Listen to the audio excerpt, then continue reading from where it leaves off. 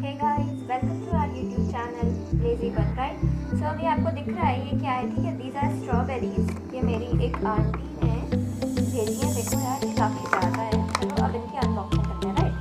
अब देखते हैं कि स्ट्रॉबेरीज कैसी है, मीठी वाली है या थोड़ी खट्टी वाली राइट।